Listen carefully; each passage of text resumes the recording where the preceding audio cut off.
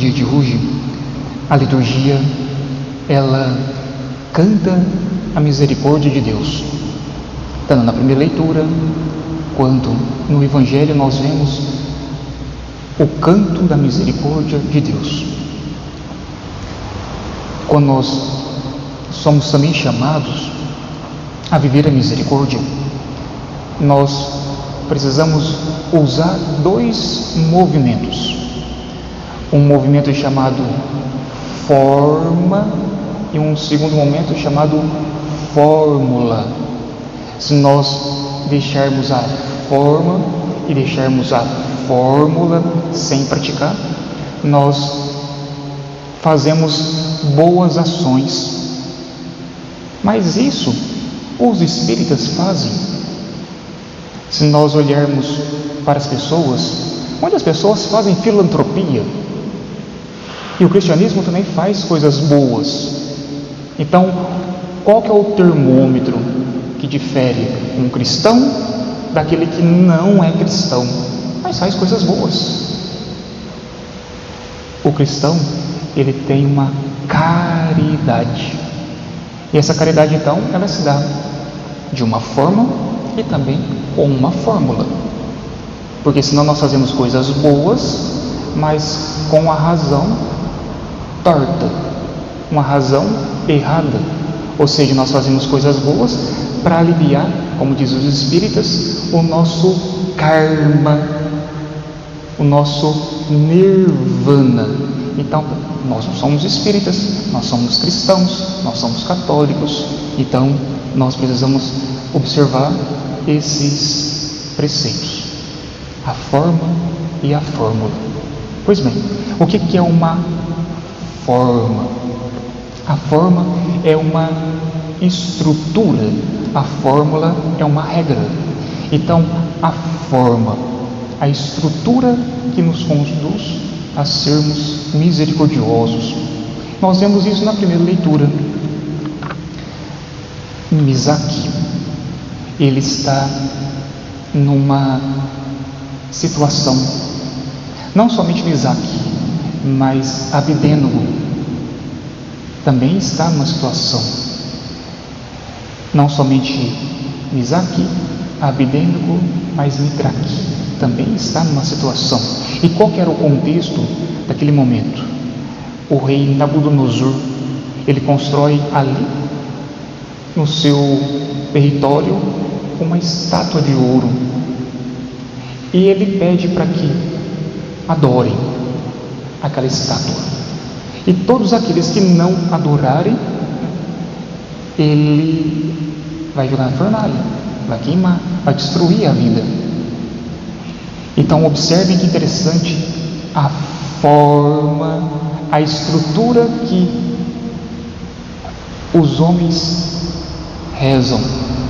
Eles dizem assim, versículo 34, eles estão numa tormenta, numa dificuldade, eles estão numa penúria, e no entanto eles rezam com piedade.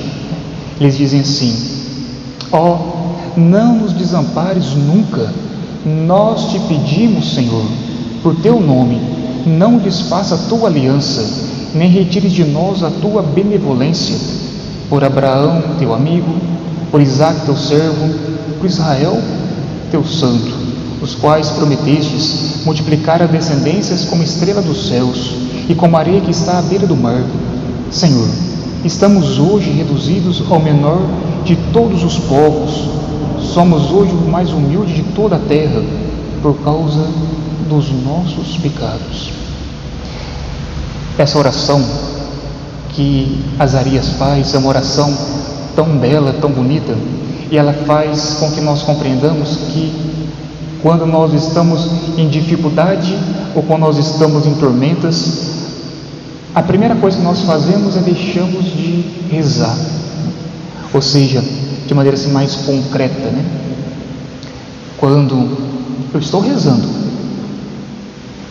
tipo, nós estamos no tempo da quaresma, eu fiz alguns propósitos ou algumas penitências, e aí eu caio, falo, nossa, esqueci. esqueci de fazer aquela penitência.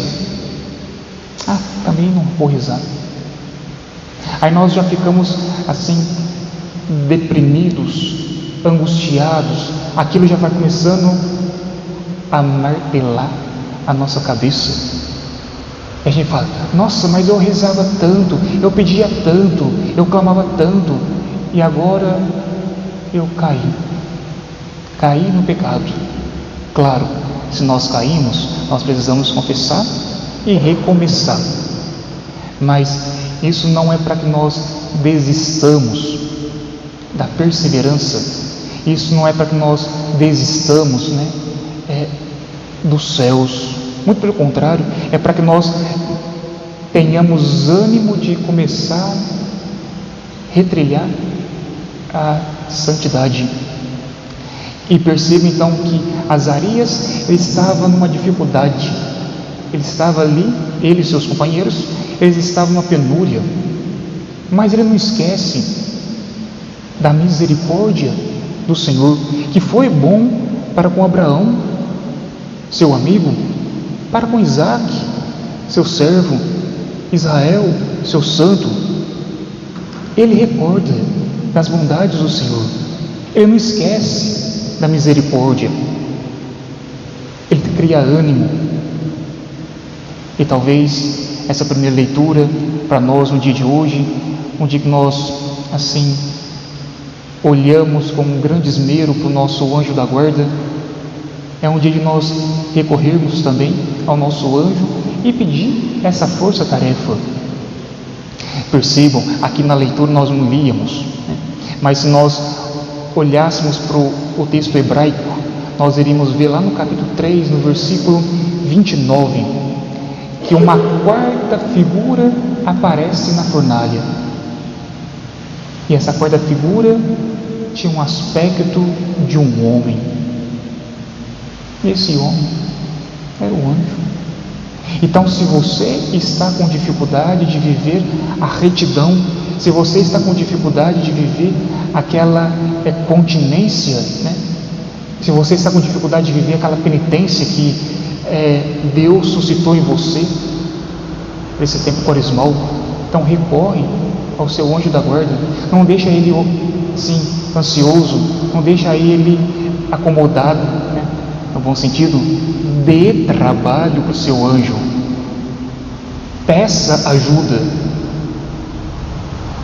Muitas vezes nós vacilamos na fé porque nós queremos contar com as nossas forças. E, meus queridos, nós não temos forças. Nós podemos ser bons, mas nós nunca vamos chegar com as nossas forças à santidade. Deixa de ser pelagiano. Pelágio que era assim. Pelágio achava que ele conseguia superar as dificuldades. E não, é a graça. Se nós não tivermos a graça, nós não conseguimos superar as dificuldades. Pois bem, então essa é a forma, essa é a estrutura de viver a santidade. Recorrermos sempre ao Senhor, sempre à sua misericórdia. O Senhor é bondade, é compaixão, é ternura, Porque o Salmo dizia: recorde sempre da vossa compaixão. E aí nós adentrávamos no Salmo, mostrai-me, Senhor, o vosso caminho, fazei-me conhecer a vossa estrada, vossa verdade me oriente, me conduza, não a minha mente, não a minha vontade, não o que eu acho ou o que eu penso, mas a sua vontade, Senhor, me oriente, me conduza, porque sois o Deus da minha salvação. Então essa, repito, é a forma, essa é a estrutura. Agora nós temos a fórmula, nós temos uma regra. Um dia chega Pedro até Jesus e fala: Senhor, meu irmão, ele está zangado comigo, ele está com dificuldade, é até 7 vezes que eu devo perdoar? Pedro já estava achando que ele estava sendo generoso, porque até 7 vezes, eu perdoo uma vez, 2 vezes eu perdoo, 3 vezes eu já começo a falar, é burrice persistir no erro, então não perdoo mais. E aí Jesus olha para Pedro e fala, então Pedro, eu não te digo até 7 vezes, mas 70 vezes 7. Essa é a fórmula de conseguir dar o perdão para o outro. Tem muitas pessoas que chegam e falam assim, padre, eu não consigo dar o perdão, é tão difícil, né? Sim, é muito difícil, mas o perdão você consegue quando você recorda que muito mais de 70 vezes, acho que todos nós aqui, né? Muito mais de 70 vezes na vida nós já confessamos, e muito mais de 70 vezes o Senhor diz, eu te perdoo os teus pecados, vai em paz. Muito mais de 70 vezes nós clamamos a Deus, Senhor, escuta-me, e o Senhor perdoou, o Senhor perdoa. Ele é amor, é compaixão, sua bondade abraça toda a criatura. Então, se nós recordarmos de como nós fomos objetos de amor, nós conseguimos também dar o perdão. Se é fácil ou se não é fácil, aí é outra história. Mas se nós recordamos do Senhor, nós conseguimos dar o perdão de coração.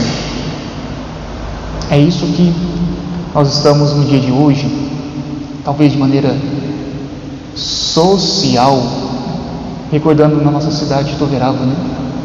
Os seus 141 anos.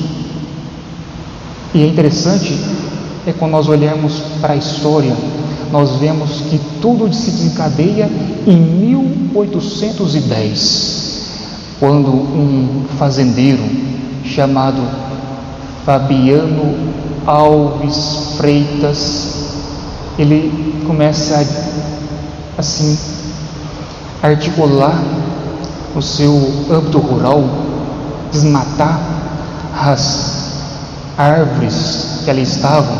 Então os indígenas, eles vão se aproximando, as pessoas vão chegando, e Fabiano então começa a denominar aquela corrupela, aquele arraial, com uma língua tupi-guarani chamada Ituverava, mas não é com esse nome de Ituverava ainda, né?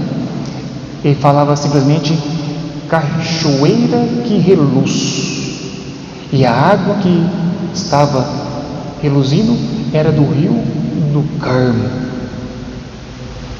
Daí o nome então, depois de quase 90 anos mais tarde, precisamente 89 anos mais tarde,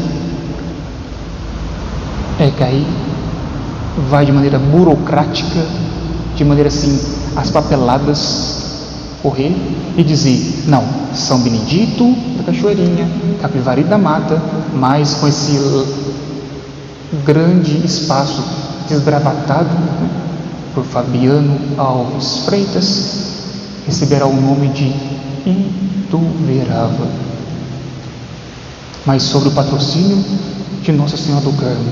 Então, em 1889, celebra-se uma missa em dedicação a Nossa Senhora do Carmo. Pois bem, então, uma vez nós pedindo ajuda para o nosso anjo da guarda, uma vez reconhecendo essa fórmula, essa estrutura que me leva à misericórdia, mas vivendo essa forma, essa regra que Deus me pede, nós conseguimos sim dar o perdão. Então, no dia de hoje, nessa Santa Missa, recorramos